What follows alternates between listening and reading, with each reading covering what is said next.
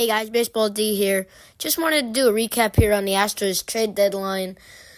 The Astros making a few deals, not really major deals except for the Yusei Kikuchi trade, but other than that, the Astros stayed pretty quiet in this seller deadline.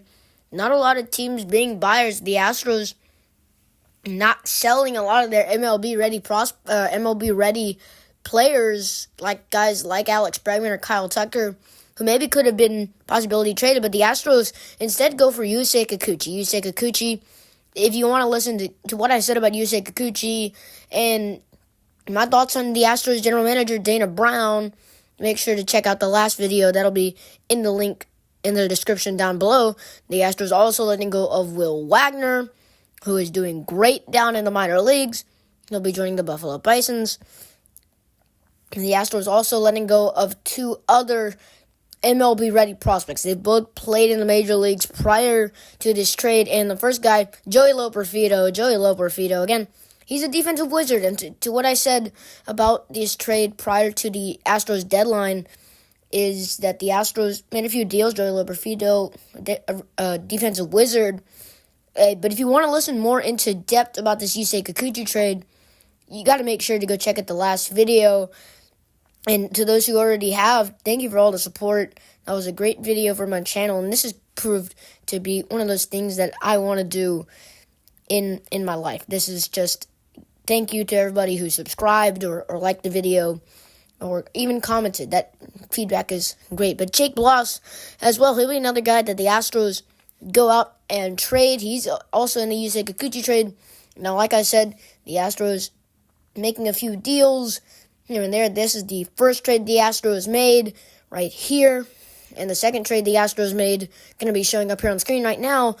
But the guy the Astros get, Caleb Ferguson, that is for Kelly Austin. I want to say Kelly Austin. And some cash going over to the New York Yankees. Kelly Austin doing pretty good down there in High A. So he was teammates with Jake Bloss for a pretty long time. Jake Bloss, of course, going to the Asheville Tourists, then to the Corpus Christi Hooks, skipping AAA in the Sugarland Space Cowboys, and going automatically up to the major leagues. He made 3 starts again, doing really good there. But Kelly Austin, or Austin Kelly, I believe it's Kelly Austin. I don't know. I'll see. That's just a deal that the Astros make. He was doing pretty good. I believe it's about a 12.17 ERA down in the minors. Austin Kelly, or Kelly Austin. Not much film and a lot of things on him, as he was just in High A. He was not a Astros guy that was ready, but the Astros getting a deal with Caleb Ferguson. Ferguson, he's a left-handed pitcher. He has a 5.16 ERA with the New York Yankees. The least effective pitcher for the New York Yankees out of their bullpen. The Yankees just kind of wanting him off the squad. Trade him for a little bit to AL rival, just a rival automatically. The Houston Astros.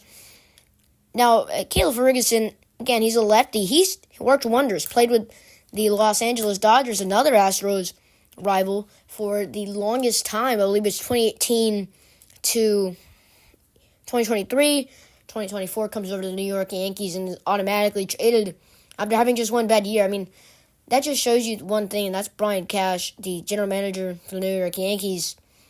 He is not willing to wait. He wants the best players today, right now, and I think that's the way the Astros are going, and Dana Brown just trying to get the best players, trying to get the best prospects. I mean, we do not have a minor league system at this point. I believe the top prospects, Jacob Melton.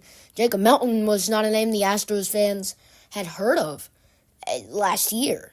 I mean, you maybe heard about him if you're that deep into the Astros roster and just you want to be that kind of guy that knows everything about the Astros. But for those who didn't, you didn't know who Jacob Melton was prior to this year. He's now the number 1 prospect for the Houston Astros. Last year, again, that was Hunter Brown and Yainer Diaz. So the Astros, that minor league system has completely folded to this day. So the Astros win a World Series in 2022. And then 2023, you get a new general manager. You get a lot of this just backlash of Dusty Baker coming back another year for the Astros? Are you firing a general manager who has worked wonders for the organization right after you win the World Series? Again, the MLB is a business, and you have to understand that they're not just going to say, we like how, you've been playing, and you're probably going to do good, so we want to keep you. No, it's if you're doing good. I mean, I could tell you if Kyle Tucker maybe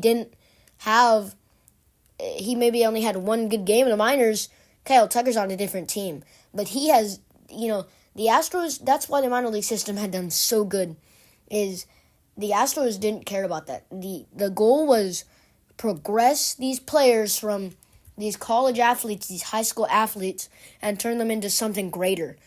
The trade deadline recap, this is really bad. I mean, Joey Loperfido was doing great, but Dana Brown said, we want something greater. But he didn't go out and get something greater. That Yusei Kikuchi trade seemed very rushed. We just want to give up what we have. We want this player bad. Now, you get to this question, why do you trade him on Monday? The trade deadline is on Tuesday, but the Astros dealing the trade there on Monday. That's a good question that, if I had those ranks to go ahead and talk to Dana Brown, I would ask what was going through his head trading him on Monday. Was that the Astros maybe seemed that Yusei Kikuchi had been on their radar for so long that it seemed like Yusei Kikuchi was that guy for the Astros and that they needed him today and get him a start prior to that? Or was it just the fact that Dana Brown knew he could get them pretty easily, so he just kind of said, we're already making this deal, why not just do it right now? So was that a Blue Jays deal? Was that the Astros deal? Was that just the Astros feeling rushed? You got to wonder what that question was. I don't think there was a lot of offers for Yusei Kikuchi at the trade deadline. He was definitely a guy that you knew was going to get traded at the deadline if you're a Blue Jays fan. But you didn't know who he was going to go to, what you were going to get. I think the Blue Jays definitely got the greater deal of that. Joey Loperfido in his first game with the Blue Jays, I believe that was either on Tuesday of the day of the deadline or that Wednesday. I can't remember, but it was against the Baltimore Orioles. Jackson Holliday hits his first home run in that game. Joey Loperfido goes 0 for 4. That was something I really wanted to watch. How is he going to go and approach his newest team? In an interview, his last interview as a Houston Astro, he was seen tearing up. He said that this is home, this is where he wanted to be. So you start to ask, because, again, the MLB is a business, and they either like you or they don't like you. We saw that with James Click, and James Click is now no longer the Astros general manager because he didn't have those relationships with the ownership, and Dana Brown does have those relationships with the ownership prior to that. So did Joey Loperfido maybe not have those relationships? We saw that with Chas McCormick in 2023, where Chas was riding the bench most of the games, and you get Mauricio Dubon a shot out there, but you also had Kyle Tucker all year. So it was Mauricio Dubon, Jake Myers, and Chas McCormick mostly in that outfield. But Dusty Baker also had Yordan Alvarez going on in the outfield. We have not seen that with Joe Espada. Espada trying to play it safe with him. It's a change of play for the Astros. You would like to see if the Astros could have maybe did a better deal. You don't get to see that. And this trade deadline, I think, is one of the worst in a long time. James Click, he said, we're going to fight for our right and go out there because he traded for Christian Vasquez and Trey Mancini. Did Trey Mancini do a lot? No. Did Christian Vasquez do a lot? No. But those parts where they were needed, they had those specialties. We saw Trey Mancini getting little bloop hits, Christian Vasquez getting those little bloop hits, and those are what those two guys majored in. So James Click knew what these guys could do, and he knew what they could bring to the table for the Astros. He knew the spots where the Astros needed some help, and he went out and got those at the deadline. We did not see that with Dana Brown, where he said we need starting pitching, but he never looked at that roster. The Astros have about 8 or 7 starting pitchers on the IL, whether that is minor leagues or just starting pitching. There's about 8 or 7. I mean, Justin Verlander, a big one. You have a lot of other guys on that IL, and that's why when Jake Bloss had to come out of that game early, it looked like the Astros could not pull through, and it looked like it was going to be really bad. But luckily, the Astros make sure Jake Bloss is fine. And then Dana Brown says, oh, Jake Bloss is fine. Great, that's going to bring his trade value up, and I'm going to trade him at the deadline for a 30-year-old starting pitcher who will only have for the end of the season. The Astros are not being responsible with their money. The Astros are not being responsible at the deadline. This is something that I call for Dana Brown to be absolutely removed from that general manager spot. The Astros only made it to the ALCS last year compared to 2022 where they won the World Series, 2021 where they lost in the World Series. Losing the World Series and losing in the ALCS, those are two different stories. If you make it to the World Series, that's enough to be claimed as a great franchise. If you lose, no. And the fact that you lose to the Texas Rangers, the Texas rival, that just makes even, Astros fans more mad. That makes the Astros players more mad.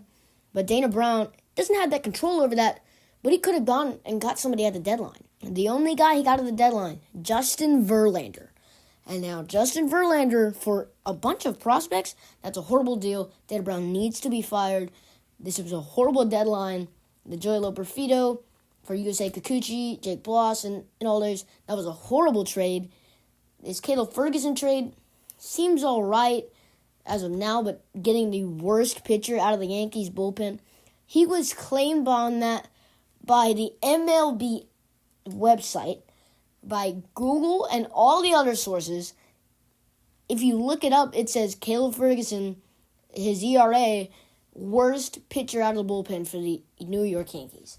And he goes out there knowing this and says, we're going to give you this and some cash. Come on. And yeah, when I asked for bullpen in the other video, I meant bullpen, not a guy who has a 5-something ERA claiming to be one of the worst pitchers. Now, I do appreciate that the Astros, that he did go out and get a lefty. We don't have many lefties in the pen, but I feel like there's just so many better options out there, and we have not traded for a prospect in multiple years. We drafted a wonderful catcher this year, but that's all we've really seen. So I have a question for a lot of people around the Astros organization who know Dana Brown or who maybe have just their own opinions on Dana Brown. What do you feel about Dana Brown? But thank you for watching this video, and thank you for the support on the last video. Make sure to like and subscribe, and I'll see you later. New videos trying to come out as close as I can. This one was cut off pretty abruptly, so we'll see when I can get the next one in. Maybe leave down in the description down below what video do you like, or subscribe. Thank you for watching this video, and thank you for all the support. This is Baseball D. I'll see you tomorrow.